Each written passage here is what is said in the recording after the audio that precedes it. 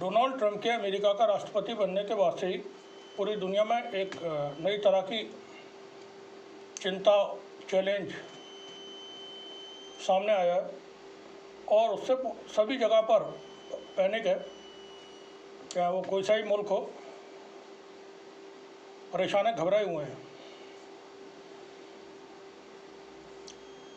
अब जो खबरें आ रही हैं सामने इस वक्त, क्योंकि डोनाल्ड ट्रंप ने रेसिप्रोकल जो टैरिफ आयद किए हैं मुल्कों पर, उसके बाद से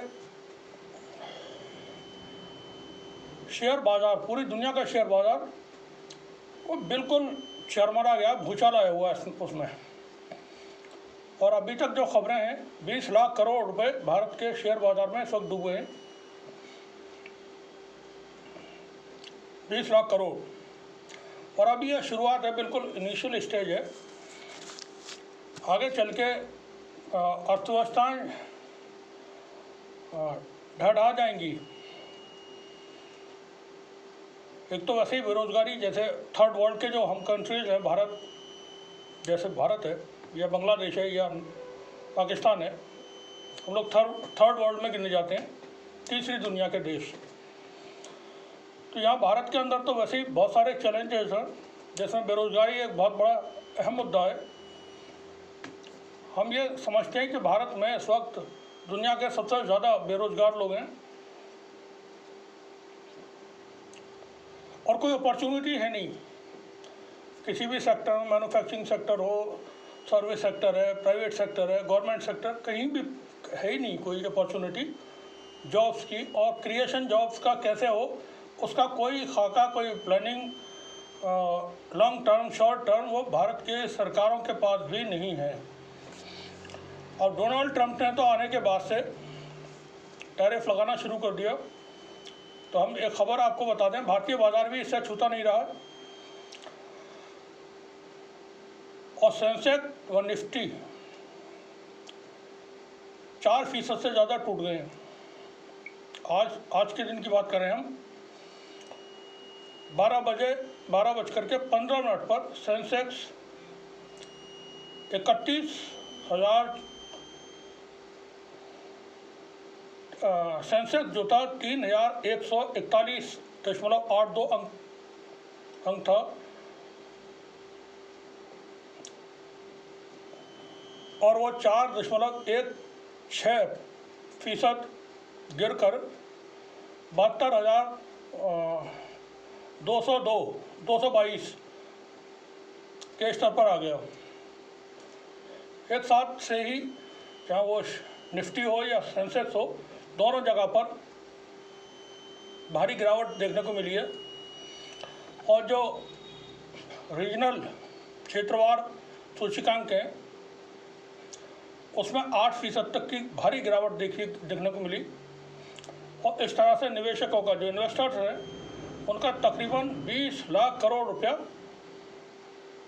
20 लाख करोड़ ये डूब गया। भारत के अलावा एशिया के, अमेरिका के, यूरोप के, इन तमाम बाज़ारों में भी भारी गिरावट देखने को मिल रही है। तो हम थोड़ा सा जिक्र करेंगे यहाँ पर कि दुनिया के और शेयर बाज़ारों का क्या हाल रहा, लेकिन रहेंगे हम अपने भारत के सेगमेंट पर, क्योंकि हमारे यहाँ अगर हम पिछले 10 साल का अगर देखें, अरुण जेटली साहब वित्त मंत्री थे और फिर अब निर्मला सीतारमण। अगर 10 साल में हम देखेंगे तो भारत के पास कोई एक प्रॉपर इकोनॉमिस्ट, अर्थशास्त्री नहीं है। तो कम चलाऊ व्यवस्था जो बना ली जाती है, लगभग वैसी ही व्यवस्थाओं से कम चलता रहा है।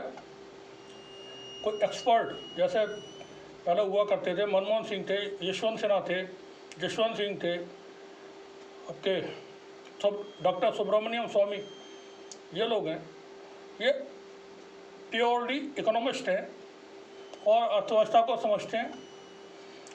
लेकिन अरुण जेटली साहब और मैडम निर्मला सीतारमण, जो अब इस वक्त है वित्त मंत्री, वो इन चीज़ों की शायद, जहाँ तक मेरा अनुमान है, जानकार नहीं है।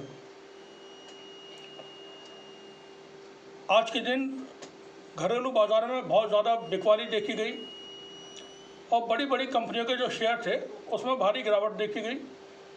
रिलायंस इंडस्ट्री 52 हफ्ते के सबसे निचले स्तर पर पहुंच गई और इसके शेयर्स में 5% से ज़्यादा की गिरावट दर्ज हुई है। 6 दिनों के अंदर मार्केट कैप में करीब 2 लाख करोड़ रुपए की गिरावट आई है और बड़ी बड़ी कंपनियों के टेक महिंद्रा है, इन्फोसिस है, लार्सन एंड टर्बो है, टाटा कंसल्टेंसी, इनके शेयरों में भी भारी गिरावट नज़र आई। वहीं बीएसई का जो सेंसेक्स है उसमें टाटा स्टील के शेयरों में 11.56% की और नेशनल एल्युमिनियम कंपनी लिमिटेड के शेयर्स में 11.22%। इसी तरह से और अपोलो ट्यूब्स है 10%, सेल इंडिया ये 9.99%, जिंदल स्टेनलेस 9.91%, ये टूट गए, नीचे गिरे हैं शेयर। धड़ाधड़ शेयर बाजार धड़ाम से एकदम, जिसको करना चाहिए धराशायी होना। आपने ट्विन टावर को गिरते हुए देखा होगा लास्ट के मोमेंट में कि वो नीचे को भरभरा के बिल्डिंग गिरती चली जा रही है। ऐसा इस वक्त शेयर बाजार में भूचाल जैसा हुआ है। फॉरेन जो इन्वेस्टर है वो अपना पैसा निकाल करके भाग रहे हैं, वो कहीं और जा करके लगाएंगे, अमेरिका में लगाएं या चाइना या वियतनाम वगैरह में, जहां उनको अपना प्रॉफिट दिखाई देगा।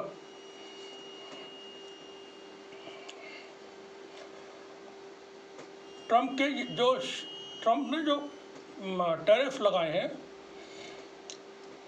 उसका ग्लोबल पूरी दुनिया पर असर है। एशिया हो चाहे वो अमेरिका हो, हर जगह बिकवाली हो रही है।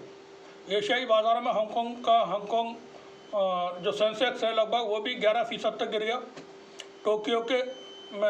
टोक्यो का वो 225 लगभग 7% ये टूटा है। वहीं शंघाई ये 6% यहाँ गिरावट नज़र आई है। अच्छा, हम बात कर रहे थे कि ये हो क्यों रहा है, इस पर थोड़ी सी बात कर लें। हो क्यों रहा है?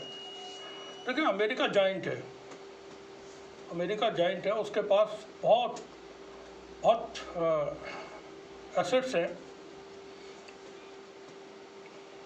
कंट्रोल उसका है हर तरह से। तो वो अपने तरीके से पूरी दुनिया को चलाना चाहते हैं। अब जब ये ट्रम्प साहब ने एक नया तरीका निकाला कि हम नो मोर वॉर, जंगें नहीं लड़नी हथियारों से, हम मेक अमेरिका ग्रेट अगेन बनाएंगे और बिजनेस के ज़रिए पैसा कमाएंगे अमेरिका में और अमेरिका लेकर के आएंगे बाहर से ही पैसा। अभी जैसे भारत पर 26% टैरिफ लगाया अमेरिका ने, साथ ही ये बहुत ज़्यादा 26%। अच्छा चले, हमारा इंपोर्ट कम है, एक्सपोर्ट हमारा ठीक है, लेकिन अब जब भारत के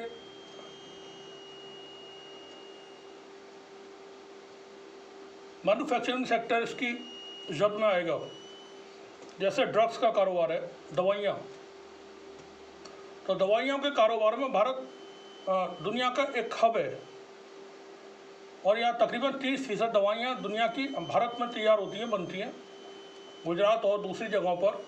और बड़ी बड़ी कंपनियाँ रैनबैक्सी, सिप्ला, हिमालय और वकार्ड्स, लुपिन, ये तमाम कंपनियाँ भारत में मौजूद है। जेनरिक का, एथिकल का, लूज में दवाइयाँ बनाती हैं वो, और फिर पूरी दुनिया भर में भारत से दवाइयाँ का मार्केट है, तो वो जाता है भारत से अमेरिका में दवाइयाँ जाती हैं। अब जब भारत यहाँ से दवाइयाँ भेजेगा तो उस पर टैक्स ज़्यादा लगेगा, तो भारत का जो एक्सपोर्ट है उसमें घाटा होगा। अभी जैसा हमने कहा इनिशियल है बिल्कुल, आगे चल के ट्रम्प का टैरिफ से भारत को काफ़ी बड़ा नुकसान होने वाला है। यूरोपियन यूनियन के बाद सबसे ज़्यादा जो नुकसान होगा वो भारत को होगा ये टैरिफ के ज़रिए। अच्छा, जैसे चाइना है तो चाइना को ज़्यादा नुकसान नहीं होगा। इसलिए नहीं होगा कि चाइना के ऊपर जैसे ही अमेरिका ने ट्रम्प टैरिफ लगाया, चाइना ने 30 से ज़्यादा प्रोडक्ट्स पर 30% टैक्स उनका लगा दिया।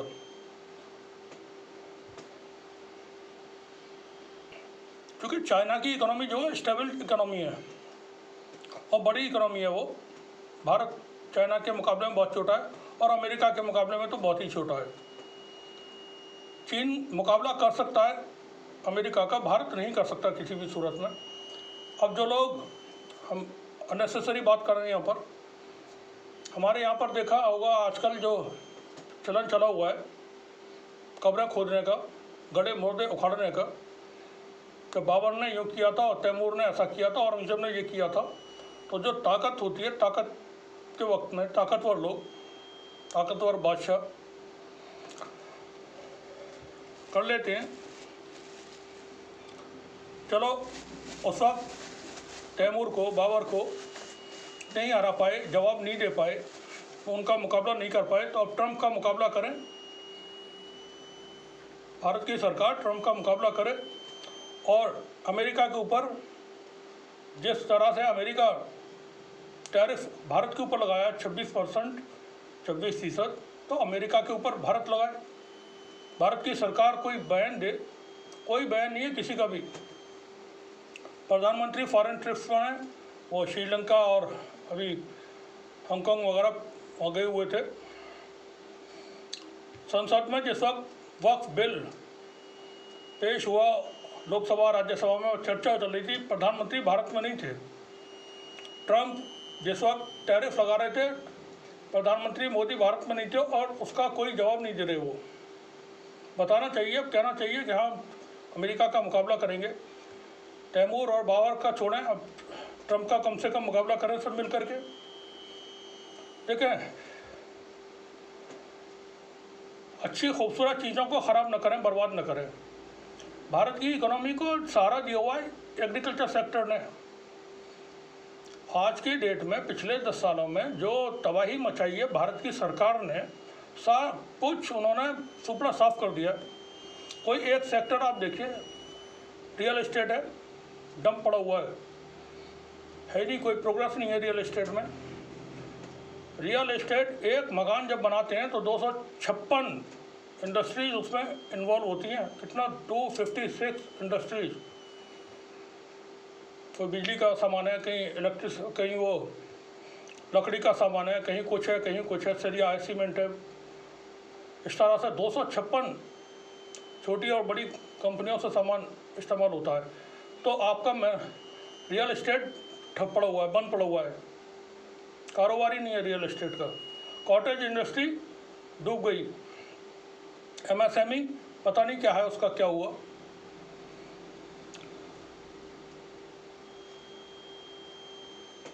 आप इंडस्ट्रियल ग्रोथ देखें, जब पूरी इकोनॉमी हमारी किस पे खड़ी कर दी है, कैपिटलिस्ट के ऊपर। और कैपिटलिस्ट क्लास का जो हमारा उद्योगपति हैं, उनका मुल्क के लिए कोई कंट्रीब्यूशन है नहीं। जॉब क्रिएशन वहाँ हो नहीं रही है, कोई नए इन्वेंशन वो कर नहीं रहे, कोई नई चीज़ वो बना नहीं रहे हैं, असेंबलिंग कर रहे हैं, बस ऐसे ही बना करके चीज़ों को बेच रहे हैं। आप देखें जितना भी कॉरपोरेट है भारत का, कौन सा, जैसे कुणाल कामरा ने अभी अपने उसमें जो शो था उसमें बात कर दी थी कि हम क्या बना रहे हैं, 2 व्हीलर के 2 पहिए भी तो नहीं बन रहे हमसे ठीक से, एक कार नहीं बना पा रहे, एक मोटरसाइकिल नहीं बना पा रहे, हम कुछ भी नहीं बन पा रहा हमारे यहाँ पर। बेरोजगार बस बन रहे हमारे यहाँ, लेबर। तो ये बहुत मुश्किल वक्त है देश के ऊपर, दुनिया के ऊपर। ट्रम्प के टैरिफ से मुकाबला करना। गुमराह न हो, देश का सोचें। वो तो एग्रीकल्चर सेक्टर ने देश को संभाला हुआ है। कोरोना के वक्त में भी उसी सेक्टर ने देश को संभाल लिया था। कॉरपोरेट से आपको कोई ज़्यादा मदद नहीं मिल रही है देश की इकोनॉमी चलाने में। सरकार इतनी उलझ गई है, सरकार के पास कोई प्लान है ही नहीं, लॉन्ग टर्म शॉर्ट टर्म किसी भी टर्म का कोई प्लानिंग नहीं है उसके पास। अच्छा, जनता को जानकारी नहीं इन बातों की, क्या की इकोनॉमी कैसी इकोनॉमी, वो आमतौर पर नहीं समझते इन चीज़ों को।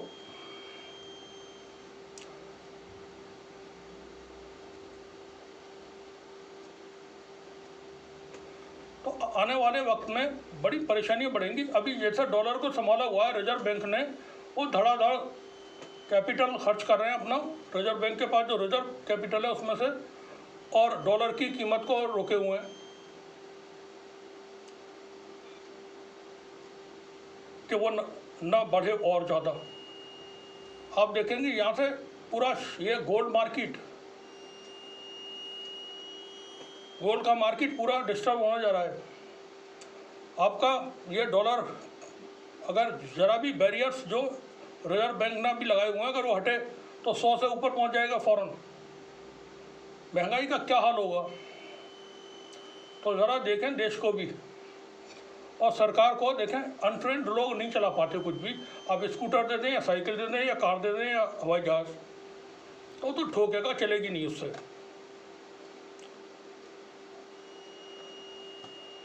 और देश को ऐसे ही लोग रन करते आए, 10 सालों से ये हो रहा है। जिसको जिस चीज़ की जानकारी नहीं है वो उसका बना हुआ है, चला रहे हैं, क्योंकि ब्यूरोक्रेट्स उनके साथ में होते हैं, वो अपना हेल्प कर देते हैं, चला देते हैं। उन्हें क्या साइन करना है, सिर्फ पॉलिसी वो बनाते नहीं। कोई पढ़ा लिखा हो, ढंग का आदमी हो, समझदार हो, तो वो कोई प्लानिंग वगैरह करे। 200 स्मार्ट सिटी बनने थे, नहीं,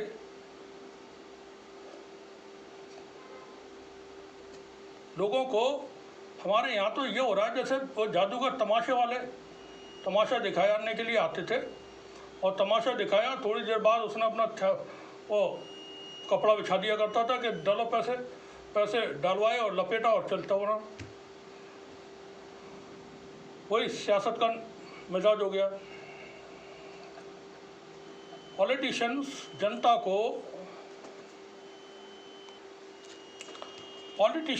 को बिल्कुल कोई अहमियत दे ही नहीं रहे, समझ ही नहीं रहे उनको। कुछ और बता दें थोड़ा सा।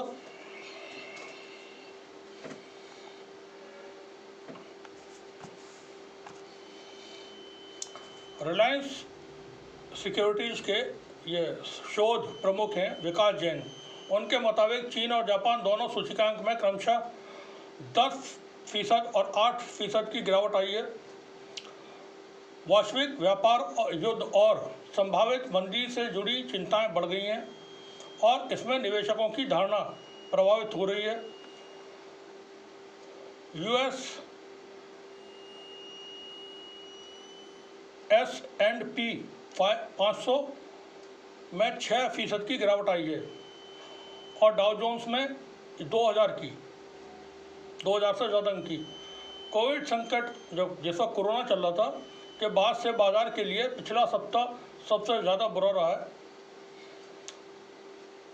दूसरी तरफ अमेरिकी टैरिफ के जवाब में चीन ने भी 10 अप्रैल से सभी अमेरिकी आयातों पर 34%। चीन ने हम नहीं लगा सकते हैं, हम जवाब नहीं दे सकते, हम बात ही नहीं कर पा रहे हैं अमेरिका के सामने खड़े होकर के। चाइना ने 34% जवाबी टैक्स लगा दिया है जो चीन के ऊपर ट्रम्प साहब ने लगाया उसके एवज में। अब इससे क्या होगा वो भी थोड़ा सा बताएंगे।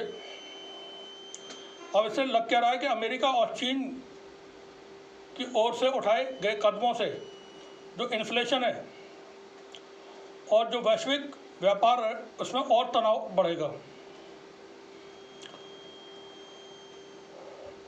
इससे बाज़ारों में ख़रीदारी लौटने में बहुत वक्त लगेगा, पैसे ही नहीं होगा लोगों पे, लौटेगी कहाँ से खरीदारी। जब आदमी के पास पैसा होगा तब तो वो बाजार जाएगा, कुछ खरीदेगा। 2020 में जब कोविड आया था उससे दूसरी बार जो भारतीय बाजार था एक ही दिन में 5% से ज़्यादा गिरे थे। निफ्टी अब अपने शिखर से 17 अंक नीचे है। बेंचमार्क इंडेक्स आधिकारिक तौर पर 21,022 पर बीआर मार्केट क्षेत्रों में प्रवेश करने से अब महज 1,000 अंक से भी कम दूर है। स्टॉक कार्ड्स के निदेशक और सीईओ प्रणय अग्रवाल ने कहा, आज के ब्लैक मंडे ने भारतीय बाजारों को हिला कर रख दिया है, लेकिन निवेशकों और व्यापारियों को शांत रहना चाहिए। अस्थिरता अवसर लाती है, लेकिन केवल मजबूत जोखिम प्रबंधन के साथ। याद रखें, यह भी बीत जाएगा, उम्मीद जता रहे हैं वो। अब इससे क्या खतरा पैदा हुआ, इस पर संजीव प्रसाद हैं, ये कोटक इंस्टीट्यूशन के इक्विटीज में के संजीव प्रसाद हैं। वो कहते हैं उनकी टीम के विश्लेषकों के मुताबिक पारस्परिक टैरिफ भले ही अस्थायी हो, पर इससे कंपनियों और निवेशकों के लिए अनिश्चितता बढ़ेगी। प्रसाद ने कहा, अगले कुछ सप्ताहों में भारतीय बाजारों का प्रदर्शन इस बात पर निर्भर करेगा कि हितधारक देशों की ओर से टैरिफ की आग में पानी डाला जाता है या घी। इसके अलावा भारत के खुदरा व घरेलू संस्थागत निवेशकों का व्यवहार भी बाजार की धारणा को प्रभावित करेगा। विश्लेषकों ने चेतावनी दी है कि घटते रिटर्न और बढ़ती अस्थिरता घरेलू इक्विटी की मांग घटा सकती है। अब आप कर लें तैयारी आर्थिक मंदी की यहाँ से आगे, क्योंकि जो टैरिफ लगे और एक चीज़ और है, जो मिडिल ईस्ट में भी माहौल बना हुआ है गाजा की जंग वाला, तो वह अभी ख़त्म नहीं हुआ है। और उसी को लेकर के अमेरिका बार बार ट्रम्प साहब ईरान को थ्रेट कर रहे हैं। 60 दिन का उन्होंने टाइम दिया है कि 60 दिन के अंदर ईरान अपना मौक़िफ़ जो भी है वो तैयार कर ले, और 60 दिन में अगर वो नहीं करते हैं बातचीत ट्रम्प से, अमेरिका से, तो फिर ईरान के ख़िलाफ़ जंग होगी। अब क्या होगा इसमें, ईरान के साथ ईरान पर पाबंदियाँ लगेंगी। अगर जंग होती है तो वो तो हर मुश्किल है, थोड़ा सीधे सीधे हमले वगैरह वो थोड़ा मुश्किल है, नामुमकिन है, लगभग नहीं होगी, हवाई हमले नहीं होंगे, लेकिन ईरान पे पाबंदियाँ लगेंगी। जब ईरान पे पाबंदी लगेगी तो भारत जैसे देश, उनसे कहा जाएगा आप ईरान से तेल नहीं खरीदेंगे। तकरीबन 30% तेल भारत अभी भी ईरान से अपनी ज़रूरत का लेता है। तो अमेरिका कहेगा आप ईरान से नहीं लेंगे, हमसे लेंगे। उधर रूस से आप नहीं लेंगे, हमसे लेंगे। ये तमाम चैलेंजेस हमारे सामने आने वाले हैं। भारत की सरकार शायद पता है, उनको पता होगा, जहाँ तक मेरा ख्याल है, होना चाहिए, देश चला रहे हैं तो होना चाहिए। लेकिन आप यकीन जाने, सिंसियरिटी नहीं है गवर्नमेंट के अंदर किसी भी लेवल पर। वो शायद जनता को जैसा राजा महाराजाओं के वक्त में होता था उसी तरह से ट्रीट करने में ज़्यादा बिलीव करते हैं कि हम सिर्फ हुक्म देंगे, आप हमारे हुक्म पर आप करिए, बाकी आपकी क्या इच्छाएं, क्या आपकी ज़रूरत है, उससे हमें कोई मतलब नहीं। जब होगा जैसा होगा हम करते रहेंगे, लेकिन आप वही करोगे जो हम कहेंगे। और देश की जनता, सरकार जो चाहती है वो करती रहे। 5 किलो का थैला अभी 80 करोड़ ले रहे हैं, फिर हो सकता है 150 करोड़ 140 करोड़ जो भारत की जनता है, हर आदमी को सरकार ही रोटी दे। कि तुम अब मजबूरी है कि ठीक है राशन लो हमसे। हालात अच्छे नहीं हैं, कारोबारी बिल्कुल मिजाज नहीं रहा देश में, एनवायरनमेंट ही नहीं है बिल्कुल बिजनेस का। नौजवान बेकार पड़े हुए हैं, काम ही नहीं है उनके पास। क्राइम बढ़ रहे हैं इससे, कोई चेन छीन के भाग रहा है, कोई चरस बेच रहा है, कोई शराब बेच रहा है, पता नहीं क्या हो रहा है। शुक्रिया आप सभी का।